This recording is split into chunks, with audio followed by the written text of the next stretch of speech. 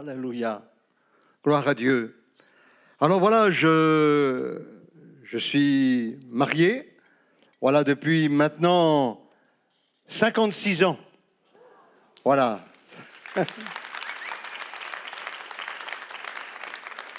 Avec Viviane.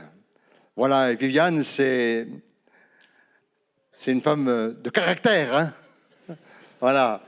Et je bénis Dieu, voilà, de l'avoir pour épouse. Elle m'a beaucoup aidé dans le ministère, dans le service, depuis des longues années. Et puis donc, j'ai aussi quatre enfants, voilà, dont le pasteur Stéphane. Voilà, maintenant, je l'accompagne. Il est mon pasteur. Voilà, je suis avec lui. C'est lui le responsable de l'église de la Riviera.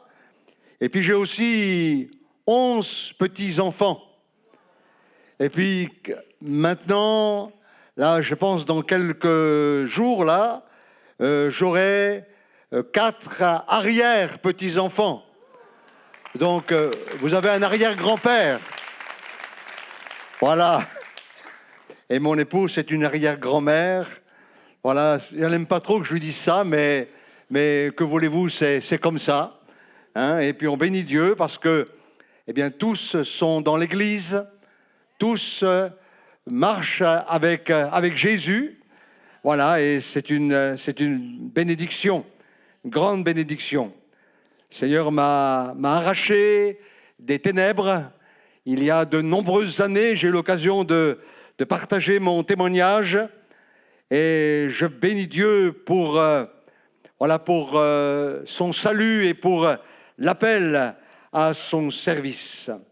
Alors comme l'a dit le prophète Jérémie, c'est vrai que je travaille dans le milieu carcéral et pour moi, donc, c'est un service, un ministère qui est tellement important. Voilà, de cellule en cellule, eh bien, j'écoute les détenus, avec beaucoup d'attention et puis avec beaucoup d'amour. Et quelquefois, il faut vraiment la grâce de Dieu, hein, pour aimer. Parce que j'entends des choses épouvantables, j'entends des choses horribles, plus horribles les unes que les autres. Alors les condamnations, eh bien, sont quelquefois de quelques jours de prison jusqu'à 10 ans, 20 ans, 30 ans et même jusqu'à perpétuité. Donc, il y a beaucoup à faire.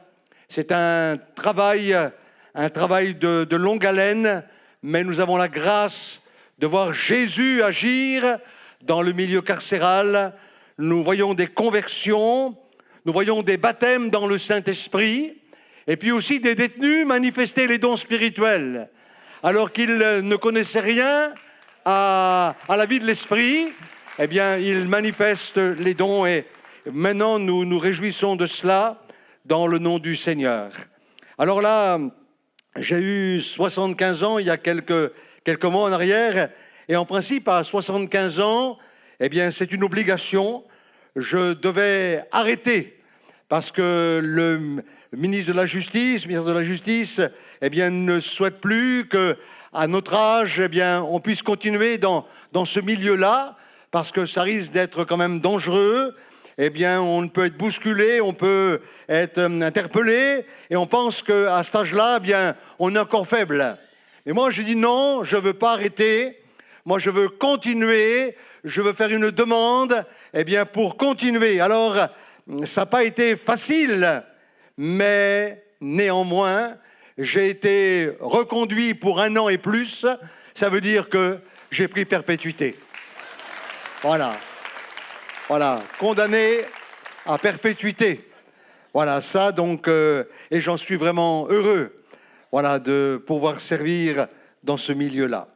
Et puis je suis aussi avec mon fils, voilà, je travaille avec lui aussi à l'église de la Riviera. Voilà, et c'est une bénédiction, je suis heureux. Alors ce matin, j'aimerais partager avec vous un verset des Écritures que nous trouvons, c'est une parole de Jésus, chapitre 8 de Luc et le verset 5. Il nous est dit là, donc 8, 5. Ne crains pas, crois seulement. Voilà, c'est une belle parole. Une parole qui retentit dans notre cœur. Ne crains pas, mais crois seulement. En un mot, ce matin, il faut absolument que tu vives sans crainte, que tu vives sans peur. Alors combien de fois dans une journée, si vous comptez bien dans la journée, combien de fois avez-vous dit et proclamé cette parole « J'ai peur ». J'ai peur que. J'ai peur de ceci. Et la peur, elle est enracinée dans notre vie. L'angoisse, la peur, la crainte, elle est là, elle est présente. J'ai peur de la maladie. J'ai peur de tomber malade. Oui, j'ai peur. Et il y a quelques temps en arrière, on a vu avec le virus de la Covid, combien il y avait de peur, combien il y avait de crainte, combien les hommes étaient vraiment dans cette peur de ce virus. Et pourtant, on a un tout petit virus, mais qui a tellement créé de problèmes, tellement créé d'ennuis, et on avait peur. On a peur du cancer, peur de l'attraper, peur de tomber malade, peur d'être rejeté. Le rejet, c'est quelque chose de terrible. Le rejet, c'est quelque chose d'épouvantable. Et combien de personnes vivent avec le rejet? Ils sont dans le rejet. Mais j'aimerais te dire ce matin, que tu n'as rien à craindre, tu n'as absolument rien à craindre, parce que si tu es rejeté, lui, Jésus, il t'a accepté. Il te prend tel que tu es, et le Seigneur t'aime, il t'aime tel que tu es. Béni soit son nom. La peur d'être abandonné, la peur de perdre son travail. On a peur également pour ses enfants. On a peur que quelquefois, les enfants commencent à tourner mal. On a peur de ces choses et on est dans la peur, on est dans la crainte. On a peur également, du terrorisme. Chez nous, en France, c'est quelque chose de terrible. Quand une valise, est laissée de côté dans une gare ou à l'aéroport, on a peur. On a peur qu'il y ait une explosion. On a peur. On est dans la crainte. Mais ce matin, j'aimerais te dire une chose. La peur, elle te conduit à douter. Tu doutes du caractère de Dieu. Quand tu as peur, tu doutes de la parole de Dieu. Parce que la parole de Dieu est remplie d'encouragement. La parole de Dieu, elle est remplie de bonnes choses. Qui te disent, comme l'a dit Jésus, ne crains pas, mais crois seulement. Il l'a dit à Jairus, ne crains pas, mais crois seulement. Et quand tu as peur, tu doutes de la puissance de Dieu. Vous savez, dans l'Écriture, il nous est dit un jour que Jésus va dire à ses disciples, il va leur dire, passons de l'autre côté, passons de l'autre bord. Et ils montent tous dans la barque, et voilà que dans la traversée de la mer de Galilée, il y a une tempête, il y a une grande tempête qui s'élève. Et lui, Jésus, il dort. Il est tranquille sur le bateau, il est en train de dormir tranquillement. Et les disciples, pourtant habitués à la mer, les disciples, pourtant habitués à ce genre de situation, vont commencer à paniquer. Et ils vont réveiller Jésus et ils vont lui dire, maître, nous périssons. Ils ont peur. La peur, a commencé à remplir leur cœur. Et Jésus va se réveiller et il va leur dire, pourquoi avez-vous eu ainsi peur? Pourquoi avez-vous manqué de foi? Voyez-vous, la peur, eh bien, elle nous empêche. La peur, eh bien, elle nous fait douter. Jésus n'avait pas dit qu'il coulerait, mais Jésus avait dit, passons de l'autre côté. Passons, eh bien, de l'autre bord. La peur nous trompe. La peur, elle nous donne, eh bien, des fausses impressions ou des fausses apparences. Quand on a peur, eh bien, on se fait toujours des films. On se fait toujours des films. Et encore. Je me rappelle quand l'un de nos fils, eh bien, n'était pas dans le Seigneur. Et puis un jour, eh bien, il a donné sa vie à Jésus. Maintenant, il est dans le Seigneur. Mais quand il n'était pas dans le Seigneur, eh bien, il avait 18 ans. Donc, il sortait. Et quelquefois, eh bien, il rentrait au petit matin à la maison. Ou quelquefois, il rentrait dans la matinée. Et ma femme, eh bien, comme une maman, alors, souvent dans la nuit du samedi au dimanche, alors elle me disait toujours, Christian, tu sais, il n'est toujours pas rentré. Hein. Ah, je dis, oui, je sais, il n'est pas rentré, oui, je sais. Puis donc, je me rendormais, je dis, écoute, laisse-moi dormir, parce que demain matin, il y a le culte. Hein. Et puis, elle me réveille à nouveau, Christian, il n'est toujours pas rentré. Ah, je dis, oui. Et puis, encore et encore. Puis à un moment donné, elle m'a dit, mais quand même, on va quand même se lever, et puis on va aller le chercher. Mais je dis, tu vas le chercher où à Nice? Nice est une très grande ville. Hein? Tu vas le chercher où? Où tu vas aller le chercher? Elle m'a dit, mais quand même, j'ai l'impression que tu t'en fous, toi. Non, je ne sais pas que je m'en fous, mais je sais que le Seigneur veille sur lui. Je sais. Pourquoi j'aurais peur? Alors tout de suite, on a l'impression, s'il faut, il est pris, s'il faut. Et ça, c'est la peur qui fait ça. La peur, eh bien, elle nous donne des fausses impressions. On a l'impression que, alors que c'est faux. Ça, derrière la peur, et nous sommes vulnérables. Nous sommes, eh bien, manipulables. Eh bien, et il y a des déceptions. Et le diable, il le sait. Et j'aimerais dire qu'il l'utilise. Il utilise ça toujours pour son avantage. Il l'utilise toujours pour son avantage. Je me rappelle un jour, on m'avait demandé de former un aumônier de prison. Alors il est venu avec moi.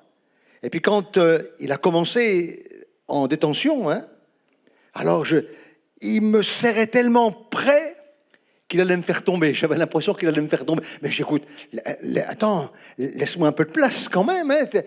Et alors un jour, il est dans une cellule, on était ensemble, et puis il y avait un détenu qui était là, mais particulièrement méchant, virulent, un homme, un criminel qui était là, et ce gars, alors donc on était en train de parler avec lui, et puis d'un seul coup, le surveillant pénitentiaire, il ferme la porte à clé.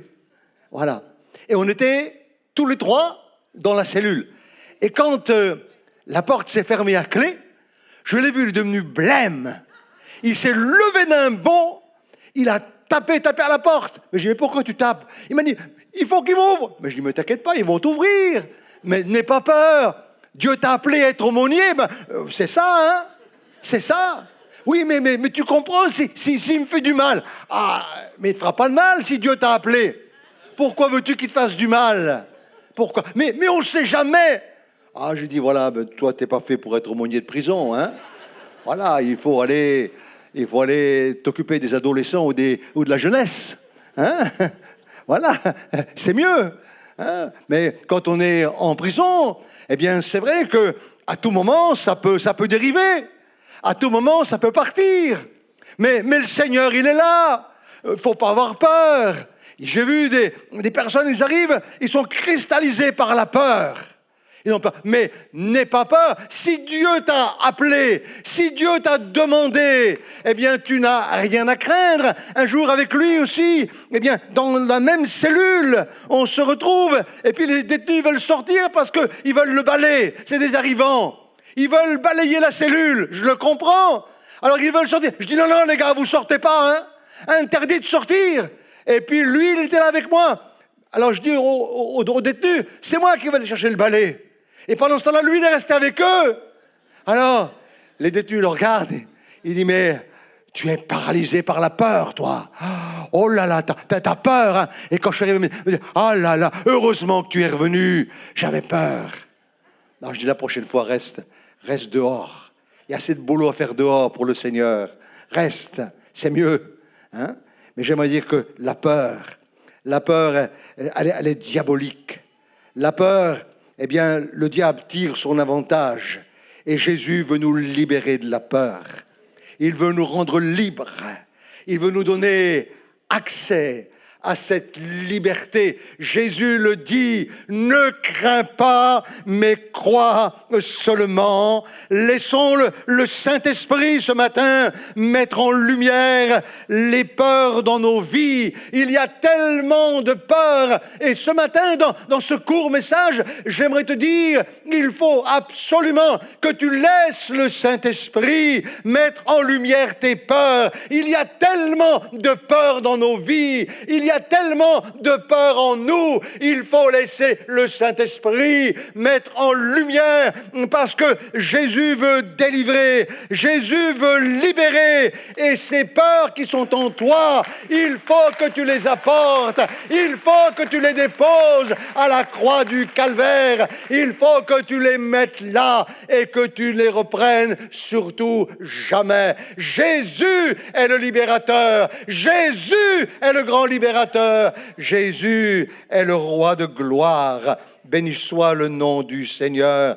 Alors, il est important de s'engager, eh bien, dans la foi, dans la confiance en Dieu, parce que la peur, elle n'est pas de Dieu. La Bible nous dit dans les Saintes Écritures que Dieu a mis en nous un esprit, non pas un esprit de crainte, non pas un esprit de peur, mais il a mis en nous un esprit de puissance.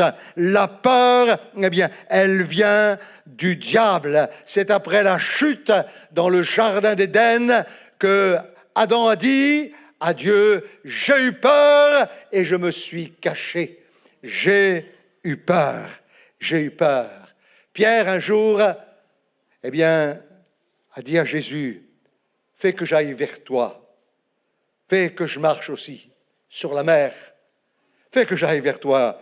Puis Pierre a marché sur la mer, il est sorti du bateau, il a marché sur la mer.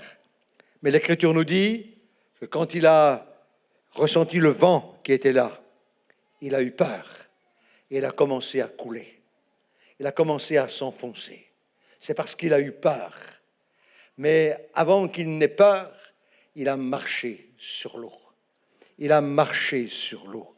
Voyez-vous, la peur, c'est quelque chose de terrible. La peur, c'est quelque chose qui vient de l'ennemi. Alors, il y a dans la parole de Dieu plusieurs sortes de peurs que j'aimerais partager avec vous ce matin. Il y a la peur de l'homme. Et c'est le Proverbe 29, le verset 25, qui nous dit que la peur de l'homme, elle tend un piège. La peur de l'homme, elle tend un piège. Peur, ce que les gens pensent de nous. Pensent ce que l'on pourrait dire de nous.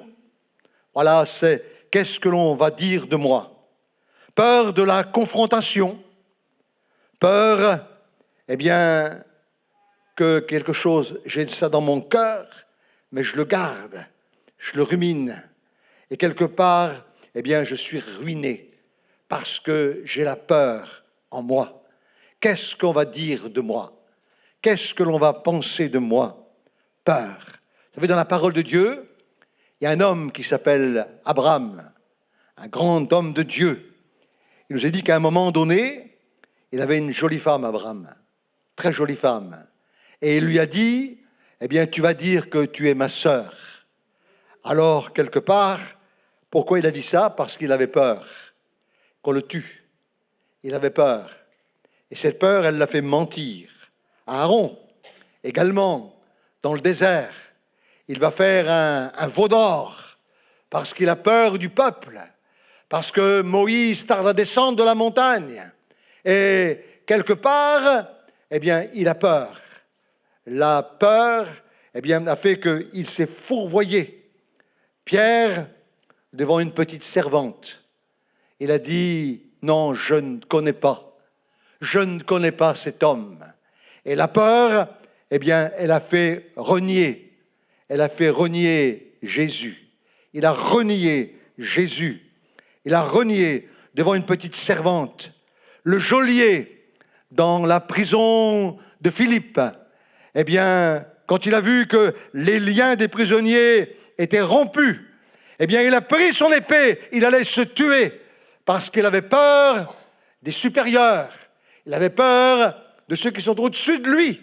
Alors, il a voulu se suicider. La peur, eh bien, elle fait que quelquefois tu te suicides. Le suicide, quelque chose de terrible, quelque chose d'épouvantable, s'enlever la vie. Et ça, c'est quelque chose que je rencontre régulièrement en prison. Les détenus se suicident, complètement désespérés, peur quelquefois, eh bien, du jugement qui les attend. Peur, ils se suicident. Nicodème, eh bien, il est venu de nuit voir Jésus. Pourquoi? Parce qu'il avait peur. Pourquoi est-il venu de nuit? Parce qu'il avait peur. Joseph d'Arimathée, eh bien, il est venu prendre le corps de Jésus. Il était disciple en secret. Et pourquoi? Parce que certainement que dans son corps, il y avait de la peur. Pilate, alors que sa femme l'a averti, eh bien, tu vas là condamner un homme juste. Il avait peur du peuple et il a fait condamner Jésus. Il y a la peur aussi de l'échec. Peur de l'échec. C'est terrible. Vous savez, la peur de l'échec, peur d'échouer. Et combien de personnes ont peur à cause de l'échec. Mais la Bible dit, eh bien, ce que je crains, c'est ce qui m'arrive. Alors tu n'as rien à craindre ce matin. Tu n'as rien à craindre. Jésus l'a dit, ne crains pas, mais crois seulement. Tu n'as rien à craindre, tu n'as pas à avoir peur, parce que si tu vis, par exemple, dans une dépendance, si tu vis dans un péché quelconque, n'aie pas peur, n'aie pas peur. Jésus va te délivrer. Et quand Jésus t'aura délivré, eh bien, tu n'as plus besoin d'avoir peur de reprendre dans ce même péché et dans cette même accoutumance. Combien de personnes ont peur? J'ai prié pour des personnes droguées. J'ai prié, eh bien, pour des personnes qui étaient tenues par toutes sortes de liens, de chaînes. Et quelquefois, eh bien, ils ont peur de lâcher parce qu'ils craignent de recommencer. Mais j'aimerais dire que quand le Fils t'a franchi, tu es réellement libre. Tu n'as pas à avoir peur. Tu n'as pas à avoir peur. Tu n'as rien à craindre. Je me rappelle un jour, je prêchais l'évangile dans un quartier chaud, et puis il y avait plusieurs toxicomanes qui avaient été délivrés. Et quand les toxicomanes sont délivrés, eh bien c'est formidable, c'est glorieux, c'est l'œuvre de Jésus. Et puis là, donc, il y a un qui était un peu au-dessus, là, qui est... Alors lui, vraiment, il m'en en voulait, hein, parce que quelque part, eh bien, je lui enlevais un peu le pain de la bouche. Alors il était un peu en colère après moi, plus qu'en colère après moi. Alors un soir, j'étais dans une réunion, et puis donc je vois la porte, j'étais en train de prêcher, je vois la porte de l'église s'ouvrir, et je vois le gars là, debout, et il pousse sa veste comme ça, et il me montre ici un calibre. Il avait le calibre dans la ceinture, et quand j'ai vu ça, j'ai compris tout de suite. Je dis, voilà, maintenant, on va faire la prière, un frère va conduire la prière. Alors, donc, et moi, je suis sorti avec lui, là, devant la porte de l'église, et puis il m'a dit, tu sais, dans quelques instants, eh bien, tu vas mourir. Il dit, tu vois, le chargeur, je vais te le vider dans la tête. Comme ça. Et tu vas tomber. Il va y avoir une mare de sang. Et moi, j'étais là. Alors vous allez me demander si j'ai eu peur. Oui. Oui. Mais je n'ai pas voulu lui montrer que j'avais peur. Je n'ai pas voulu lui montrer. Alors je lui ai dit, bon, alors j'ai tout de suite pensé à ma femme, à mes enfants. Elle m'avait dit de ne pas y aller ce soir-là. Donc, j'ai désobéi. Mais voilà, donc j'étais là, devant lui, et j'écoute-moi bien. J'ai laissé libre cours à l'inspiration, là. Vous savez, il ne faut pas se demander si c'est du Seigneur ou pas, là. Là, on cherche tout de suite au Seigneur. Ah, Seigneur, qu'est-ce que je dois faire? Alors, j'écoute-moi bien. Moi, je vais tomber par terre, là, comme tu l'as dit. Il va y avoir une mare de sang. Mais tu vois, quand je serai par terre, il y aura une mare de sang. Moi, je m'en vais. Mais il dit, mais tu vas où? Je dis, avec Jésus. Ah bon? Il a remis son calibre et il est parti. Hein? Ah, Dieu soit loué. Dieu soit loué. La peur. Il ne faut pas vivre dans la peur. Il y a la peur aussi du surnaturel. Combien de personnes ont peur? Quand on leur dit, il y a le baptême de l'esprit et le parler en langue. Oui, mais est-ce que vraiment, tu n'as pas bien d'avoir peur? Si tu es basé dans le Saint-Esprit, tu vas parler en langue. Tu vas parler en langue. Béni soit le Seigneur. Et si on te dit c'est un charabia, ça n'a pas d'importance. Continue à parler en langue. Continue à parler dans de nouvelles langues, parce que tu parles le langage du ciel, le langage des cieux. Et celui qui parle en langue, il s'édifie lui-même. N'aie pas peur, mais parle dans de nouvelles langues. Parle dans de nouvelles langues. Béni soit le nom du Seigneur. Mon fils qui travaille avec moi en prison, eh bien, quand il prie pour les détenus, un jour un détenu lui dit, ah, quand tu as parlé ta langue là, que je n'ai pas compris, ça m'a donné des frissons partout. Amen. Parce qu'il y a une puissance dans le parler en langue. Alors on va te dire, attention, parce que ça peut être du diable. Mais non, c'est pas du diable, c'est de Dieu. Alléluia. Si ton cœur est droit devant l'Éternel, eh bien, et tu demandes le baptême dans le Saint-Esprit, tu vas recevoir le baptême dans le Saint-Esprit. Combien de personnes ont peur également quand il y a une manifestation démoniaque? Mais qu'est-ce que c'est que ça? Eh bien, quand quelqu'un tombe au sol, pousse des cris, mais Dieu soit loué, c'est les démons qui sortent. Et que les démons sortent, et encore, ils n'ont pas leur place. Ils sont vaincus dans le nom de Jésus-Christ. Ah, Dieu soit loué. Dieu soit loué. Amen. Peur du surnaturel. Les gens de Gadara, quand le démoniaque a été délivré, eh bien, ils ont eu peur. Et ils demandent à Jésus de partir. C'est dommage. C'est dommage. Ils ont demandé à Jésus de partir. Je reconnais que derrière toutes ces peurs, il y a un mensonge du diable. La peur, elle s'enracine. Mais, comme je le répète, il y a une décision à prendre. Je veux repousser la peur au nom de Jésus. Je veux la repousser. Je lui donne un ordre. Je lui dis maintenant, peur, tu n'as plus ta place chez moi. Peur, c'est fini maintenant. Peur, tu ne dois pas rester. Je t'ordonne de me lâcher. Je t'ordonne de me lâcher. Maintenant, je n'aurai plus peur. Et comme l'a dit Jésus, ne crains pas, mais crois seulement.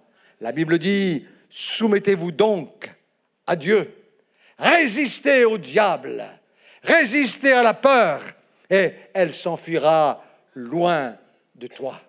Elle s'enfuira loin de toi. Résiste-lui avec une foi ferme, parce que l'amour parfait bannit la peur.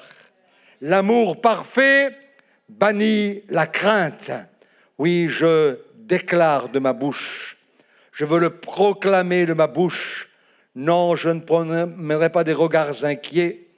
Non, parce que tu es mon Dieu, je n'ai rien à craindre.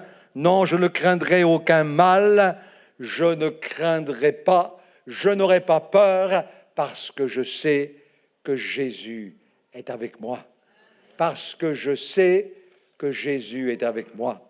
Ce matin, il est important de reconnaître ses peurs, important de reconnaître ses craintes, important de le réaliser.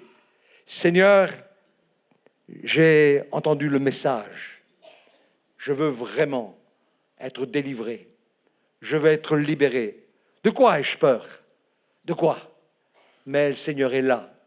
Et dans son amour, il veut agir dans ta vie.